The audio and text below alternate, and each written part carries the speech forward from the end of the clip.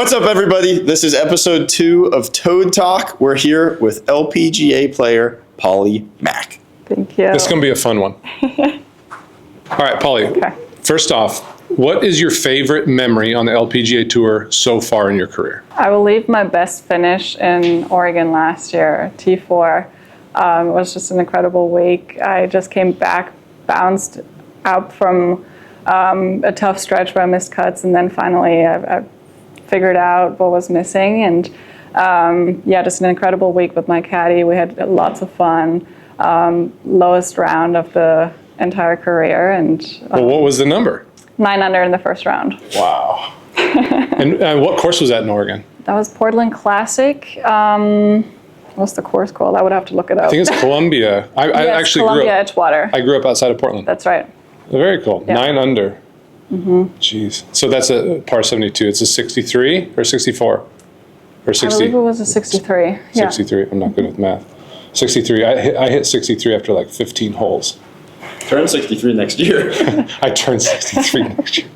Okay, so he always throws me old jokes, but once a year when we come to the PGA show and we have to rent a car, I'm old enough to rent a car. I am too, just for the record now. Have been for 2 years. Barely. All right, show us what you got. Okay. So what club is this? That's a 6-iron. 6 iron.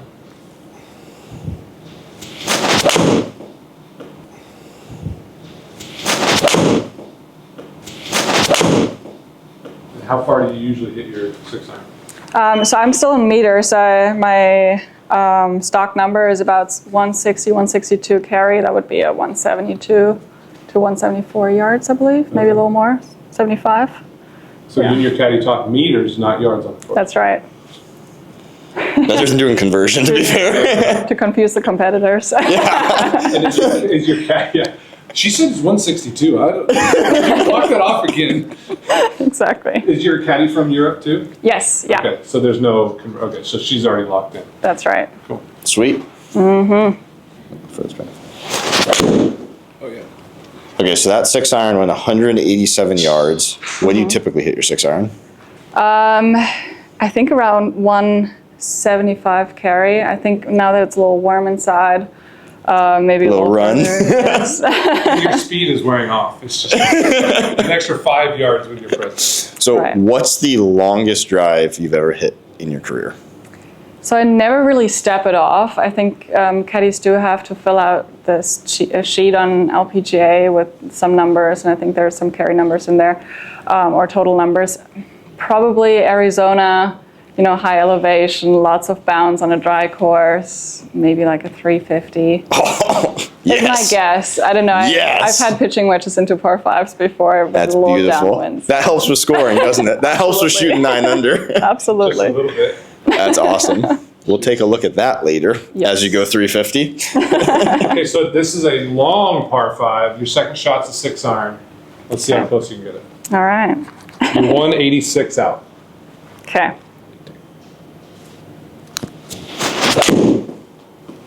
It's a little left. You stepped on that one. We Yep. forgot the wind. There was a wind. I forgot to mention that. So 350 yards, we'll call your longest drive. What typical, and you're obviously not trying to hit as far as you can, you're trying to hit the fairway. What's your typical club and ball speed when you're on the course playing in a tournament? I actually never look at ball speed. I've never done that. But club head speed, I want to say, well, I always joke with my caddy, if I come off a bad hole, like I just made a bogey, an unnecessary bogey, and it gets me a little railed up, a little mad, that's when my club head speed goes up. I swing a little harder, and usually that makes it go straighter too, because I don't think about anything. So that's when it probably goes to 106, 107.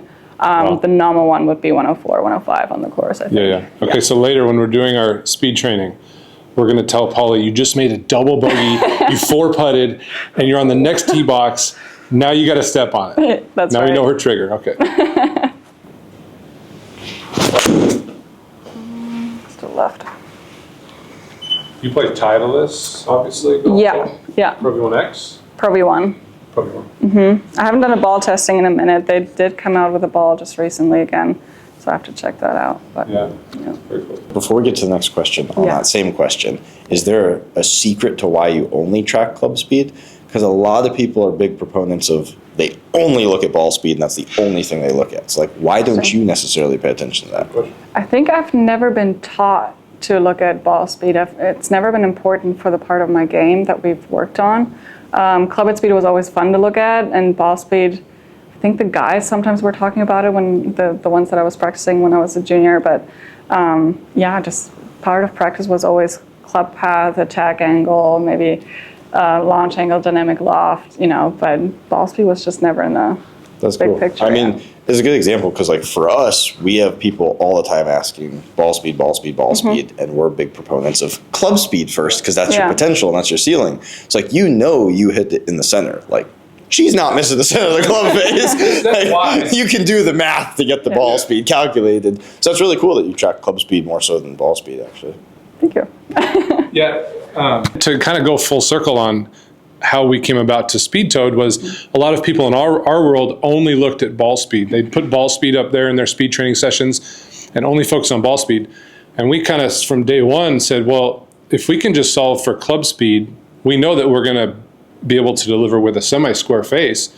So if we just focus on club speed, the ball speed will come along with it. Yeah. And when you're as good as Polly is, every swing is in the middle of the club face. It's not a question.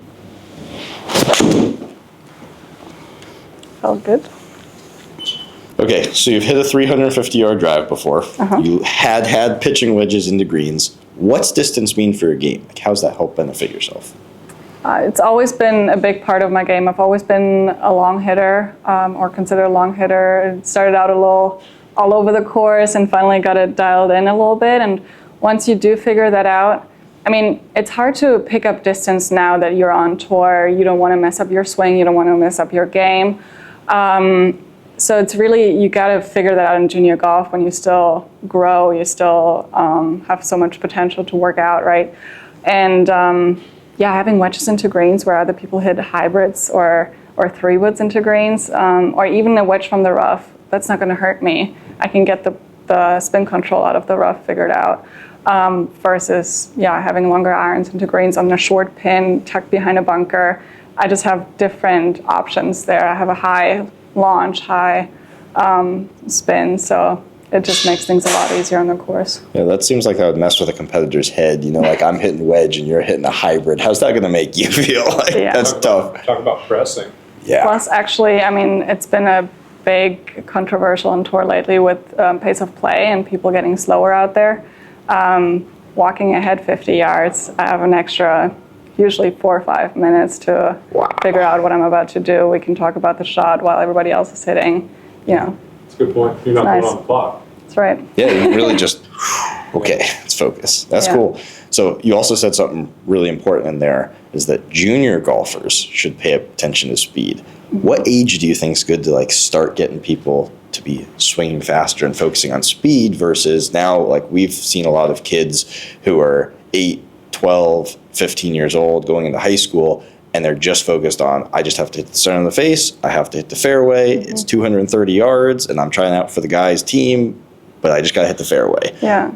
Obviously a little counterproductive. So like what kind of touch base on that a little bit more? Right. I mean, everybody's always result focused. Everybody always wants to do well right away, and especially coming from Germany, there's very little room for mistakes. Everybody wants to be perfect. I'm glad my coach wasn't that way, where he always focused on the results right away, and he didn't want me to have the scores right away. He said, you have the time to figure that out, but now is the time to focus on the swing and to pick up speed. So I think when I started working in the gym more and getting fitter, figuring out my body skills, maybe around the time 13, 14 is when I started swinging faster, picking up speed.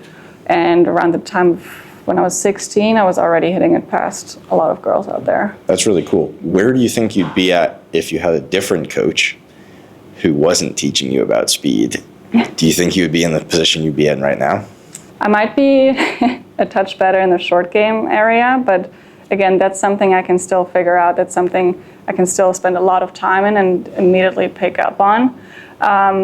Versus, yeah, I think I would definitely not have that much fun on the course for one part.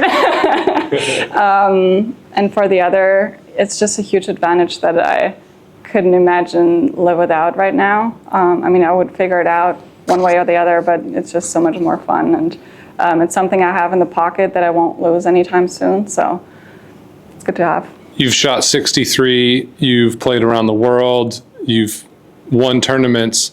Is there anything better than hitting a 320-yard drive right down the middle of the fairway? Is there any better feeling on the golf course?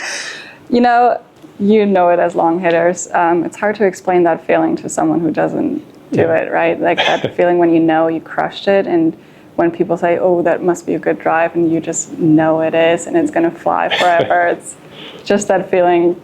I can't compare it. Maybe driving fast on highways like German Autobahn. Yeah. Maybe that's comparable, but you are in control, but not in control in that one. With driving far, you're in control, and you know what you've just done is pretty good. When you pick up the tee and the ball's still climbing, that's the best. Yeah. When it takes forever for it to land, and you can have a conversation in between. Yeah.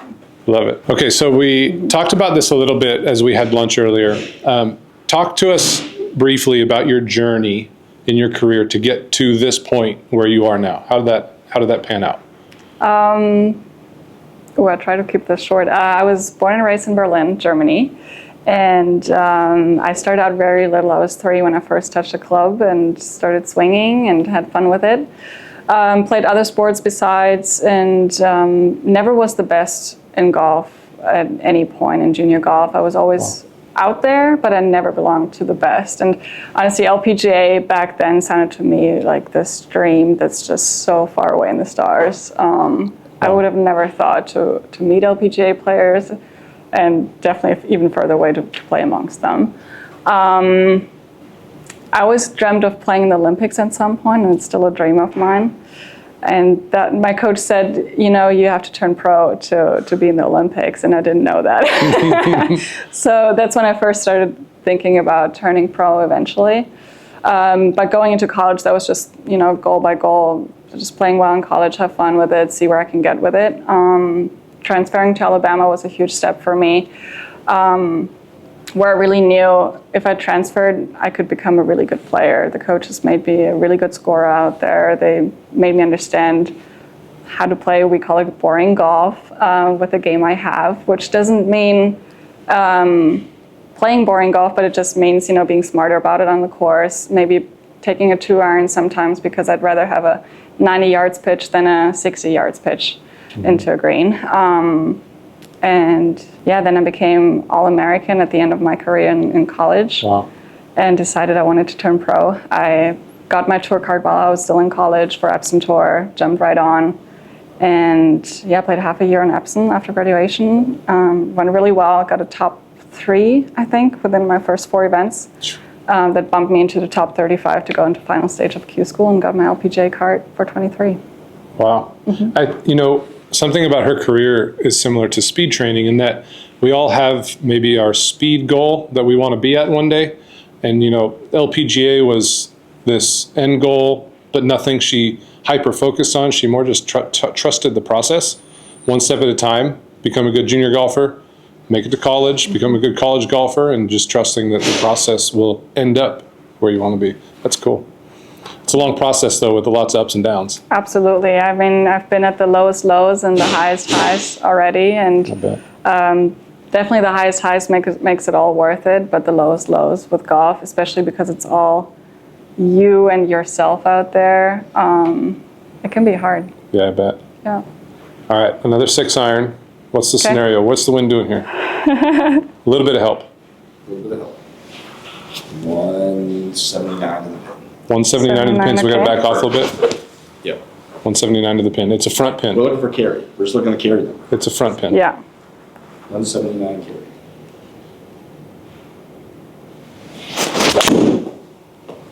It's a good swing. Felt good. Oh, wow. Nice job. Thank you. First take, by the way. First take. No cuts, no edits. That's right. You can switch irons if you want. Yeah. Let's go to like You're like, I'm bored of the 6-iron. I've hit it every straight every time. Got that number. It's boring holing out 6-irons all day long. Okay, so what club do you have there now? Got a 3-iron now. 3-iron. Okay, is this a tee weapon usually? Tee or into par 5 with a second shot. Yeah, I can hit both. I think with the height I have on that 3-iron, I can easily hit it into par 5 greens, so that helps a lot. And definitely one of my favorite clubs. Sweet. Okay, let's take a moment. If someone told me indoors on turf, grab a club for camera that's reliable, my 3-iron's probably the last club that I'm pulling out of my bag. That's so impressive. We're pulling putters and putting to the little dot up there. That's so impressive. Just sounds different when she hits the ball. Good swing. Wow. Thank you. Okay. Do you prefer a draw or a fade or a straight ball? If you would have asked me about a year ago, I would have said fade all day. Made some swing changes since, hitting a draw now, and that's kind of what I'm sticking with. That's what I learned along my career, that sticking with one ball flight and just doing what you do every day with it, that's easier and more controllable than trying to hit draws and fades into different pin positions. So for a right pin, I'm still trying to figure out what I do with right pins, but I just try to go middle of the green, have like a 15, 20 footer, you know. Yeah, not mess around with it too much. So do you find, and this is purely an observation, do you find on the ladies tour, the faster the person gets, the faster their ball speed gets, the more draws you see versus the slower players play fades, or is that not something that you see on the course? Actually, the other way. So I think most girls hit a draw that need the distance versus the faster they get, they can allow themselves to hit fades. I mean, yeah, well, with the fade, you get the height and more spin. Like one of the longer hitters out there, she hits a nice high fade that I always admire too. And I think it's a preference thing, but also I think the shorter ones like the draws just because it rolls a little more out and stuff. Yeah. So to get technical for 1 second, what about your swing produces the draw easier that you prefer versus the fade? I think that's more a question for my coach.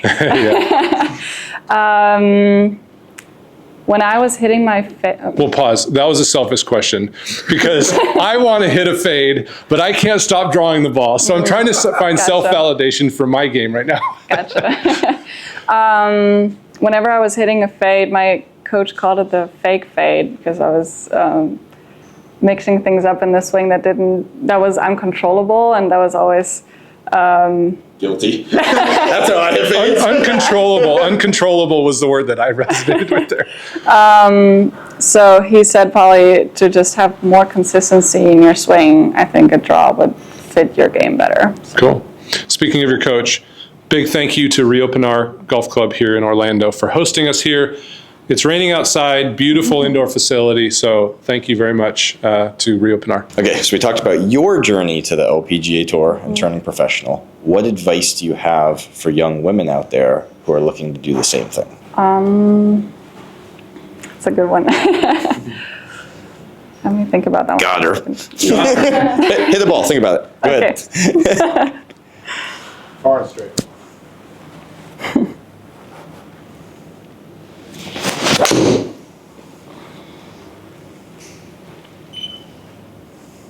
There's that draw. Yeah. Just sending BBs down there. Yeah. Okay. Advice for the girls out there. I want to say practice with the boys that you have around you. I mean, there's way more boys in the game than girls, and the boys like to beat you way more than girls do in that age. They take more offense to losing, so. They're more afraid of losing to a girl, that's for sure. Play for little things. It can be ice cream, it can be anything. Literally play for cleaning shoes, cleaning clubs, but just something to make it worth it and not just the honor of winning. I was lucky enough to grow up with the boys, and they always took me in with the money games, the short game, wedge games, whatnot, and we always played for anything out there. In Germany, we would say for Döner, Döner keep up. yeah, and the older we got, the more important it got to win, right? Like more money was involved, and I think that got me really good. That got my short game going very good. They were just more creative. I mean, we had this little tree on our short game facility, and they would just drop it right behind the tree, and they were like, okay, flop shot over the tree, short pin, downhill lie, you know, like just crazy. We girls, I don't think we would have done that. But that made me think about a lot of shots and made my practice more interesting, more creative, more like in the end I could hit a certain shot 3 different ways with 3 different clubs, and that's what it's about in golf, not just have one option, but have 3 or 4. And yeah, leave yourself options to then on the course have the availability, you know. So that was really good, and I would definitely recommend that to the girls out there. Like, search for the boys that want to play you, and even if they don't, like, tell them you can beat them, and they'll hate it. So that's when you get them. Always have challenges, always have goals, little targets, be organized, and if you have a lot going on, which I'm sure you do with maybe playing another sport or anything, the time you have out here on the course, use it wisely and make it count. Don't chit-chat too much. Just if it's 2 hours of practice, make that worth the time. Yeah. Nice. Don't be sitting there texting. Very smart. Yeah. Cool. Good answer. Thanks. Okay, so this is a tough par 3, 225, a little bit uphill. 225. Yeah, with a big sloping back to front sloping green, so you don't have to worry about the roll. But it's 225 to the middle pin. It's a long par 3 on LPGA. Might not even exist. You're playing with the guys today. From the gold tees.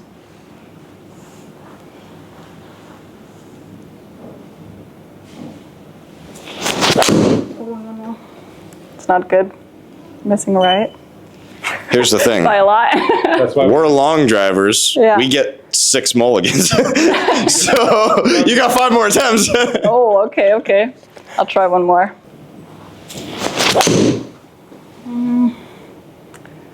Maybe you're reaching it with a roll. Yep, that sloped green I was talking about, brought the back, oh, that was beautiful. Went 240 and rolled back another 15. Perfect. How has the speed toad, since you started training with it last year, how has the speed toad given you a competitive advantage against your competition? It's just a really nice tool to use in practice. It's nice to travel with because you can just throw it in the bag. It's nice, and well, it's still heavy, but it's not another shaft in the bag because I already travel with 15 clubs in the bag. I'm already reaching the 50 pounds easily with a tour bag. Yeah. So it's easy to travel with, and it's super easy to train with. And on a physical standpoint for myself, and probably what my physio would say as well, is it's way healthier for me. My back doesn't get messed up from a shaft that's too, what do you call it, like Rigid, harsh stiff. for you, yeah. And the fact that I can just train with my own driver shaft that's fitted for me, my game, and my body is just very healthy, and I can just trust it 100%.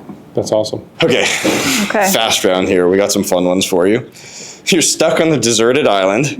You can only bring 3 clubs with you to break par to get off the island. Which clubs are you bringing and why? Break par. Oh, what par? Oh, like just a course On this 72. deserted island, there Yeah. happens to be beautiful 18 holes. Okay. And on said 18 holes, you have to break par with 3 clubs. Or you're stuck on the island forever. Okay. It's a tough one. Think I'll bring something 2 or 3 iron just to have something off the tee, safe and sound. Definitely a wedge. I'm thinking a 54. I can still be pretty creative with that one. I'm wondering, I would probably have to practice my game putting with a 2 iron if I'm bringing like a 7 iron or something. Yeah. It'll be between putter or 7 iron, but I think I can get around with it. Let's say 3 iron, 54-degree wedge, and a putter. Okay. So if you're in the sand, 54 is the number. Yeah, that'll do. We were going to say, this is an island. There's lots of sand out there. It's a desert island. There's going to be sand. Yeah. All right. We're just the funniest 2 guys. All right. What's your dream foursome? And only one of them can be a pro golfer. Dream foursome. So pro golfer, I would love to play with Tiger Woods one time. Yeah. To see it in person, talk to him in person. That would be incredible. And then 2 amateur players. I don't know if my caddy's considered an amateur. I think she still has pro status. She's an amateur in this conversation. So I'd love to bring her around because I know it'll be a great fun just having her there, Yeah. Chi-Chi. And I'll take my brother, I like Felix. Yeah. So, Tiger Woods, we're going to tag you, but if you don't want to get outdriven by a lady, I get it. But Polly's ready for 18 rounds. She's in Florida. You name the place, we'll be there. 18 rounds, not holes. Dang it. Let me say it again. No. Okay, that's okay. We'll do 18 rounds. Oh, yeah, 18 rounds. We can take a couple. She made it out on this. That's a good deal. Okay, you're in a 4-ball tournament for $100 million. Who's your partner? Speaking by stats, I would probably take Nelly Korda Okay, fair. I wouldn't want to go up against. Nope. if she would do it with me. 100 million's on the line. She might show up. Well, Tiger's played 18 rounds with you. Yeah. So. At that point, I have all the fame, yeah. This is productive right here. This is productive. All right. Okay, so you mentioned you shot that 9 under in Oregon. What's your favorite way to celebrate an awesome round of golf? Well, usually you don't have much space to celebrate since you're getting ready for the next round in the next morning, and just the key to it is just to take that round as every other round. Obviously, analyze it as a good round, but then also put it away and say, hey, there's still more golf played. Mm-hmm. If it's the final round, if it's the winning round, definitely invite my closest friends. If we do have an off week coming up, go to Vegas, have a little fun. Yeah. Cool. In your next tournament, would you rather play all 4 rounds in size 20 clown shoes or have to wear pool floaties on your arms and an eye patch? I'm trying to, I'm like, could that benefit my swing or would it? Can almost guarantee you wouldn't be hitting draws anymore. Hold that off. I think I'll take the floaties and the eye patch. Okay. Oh, wow. Yeah. That's tough for depth perception right there. Imagine like walking on the green with size 20 clown shoes. Like, don't step in my line. Sorry, I'm just on the green. It's in your line. It's going to be. I'm more worried about the whole swing, like the rolling off and everything. So I'm just thinking if I have my feet on the ground, that will help me. See, longest lady on the LPGA Tour knows her ground reaction forces. It's important. You have to be engaged with the ground. Need good shoes for that. Okay, so another would you rather. Would you rather crawl to your ball in between each shot for an entire round or yell, boom goes the dynamite after every shot? Including your tap-in putts for par.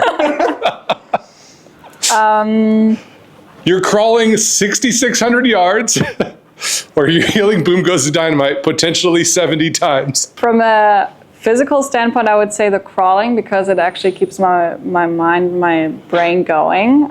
It's actually a good exercise to do.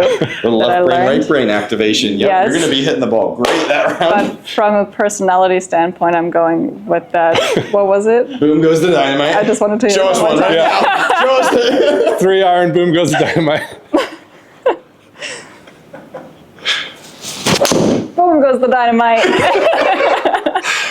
That's so good. I hope we can catch you out on tour this year. Just bombing balls off the I'll let tee you scream that. and just yelling, boom goes the dynamite. Her fan base following her is going to start. All right. If you had to eat a flaming hot wing every time you made a bogey, how many holes do you think you'd get through before quitting? If she's shooting 9 under, she'll be okay. Yeah. But We have no hot wings here, don't worry. and now to the course to try it. I think I'll easily get through 12. But I'm not a spicy person. I can't really do spicy, but I think 12 holes might make me eat 2. I can do that. Okay. You've heard of Truth or Dare? Yeah. This is Truth and Dare, so you have to do both. Of course. Truth, what's your most embarrassing moment ever? She smiled. She knows. She's, Actually, I'm but am I going to say that?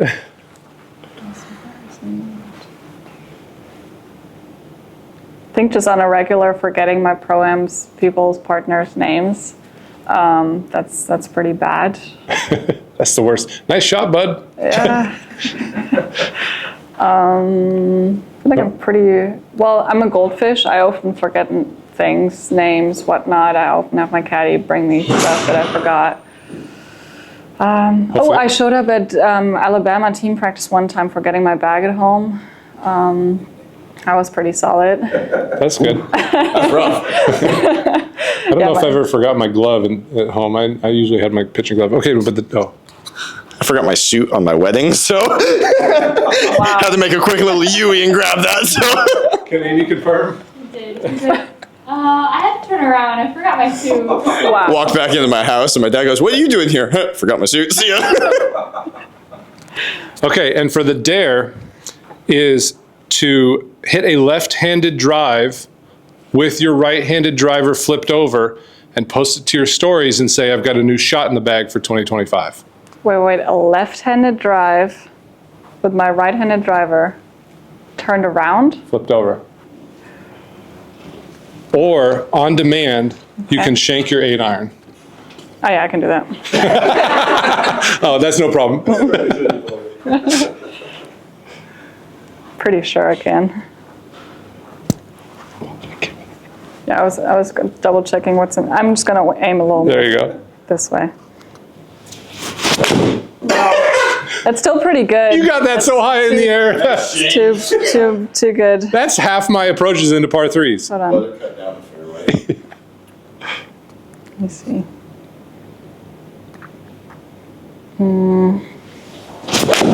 Nope. Too good. All right, good effort, good effort. Yeah, tried. She's too good for us. I get the 2 perfect shots. Just a nice, those are the high fades Let's you're talking put a about. nice shot in the background. Let's not have that. That's better. Erase the history. Erase your TrackMan history with a better shot. Absolutely. Okay, so if you weren't a professional golfer, what would you be? Finished a degree in hospitality management in college. And I do have that dream with a friend of mine from Germany, same degree. He also was a player in college. He's currently getting the experience in hospitality management. I'm bringing in the money, and we'll open up a huge hotel management. Well, probably a huge hotel somewhere in a cool place. Love it. That's the goal. Yeah. That's what I was going to ask. Where at? Are we talking like? We're figuring out the details of it as we go Nice. along. With a golf course? Possibly, yeah. I mean, we know hopefully enough by then about golf courses and how to lodge them, and somewhere warm for sure. Somewhere, maybe something like Hawaii, Bahamas. Like where it's warm, nice, close to the water. Yeah. Nice. New Instagram account to go follow, Polly Mack Hospitality Inc. Go follow, subscribe. More details coming. Vielen Dank, dass ihr heute eingeschaltet habt. Wir freuen uns, dass ihr dabei wart. What she said. Duo.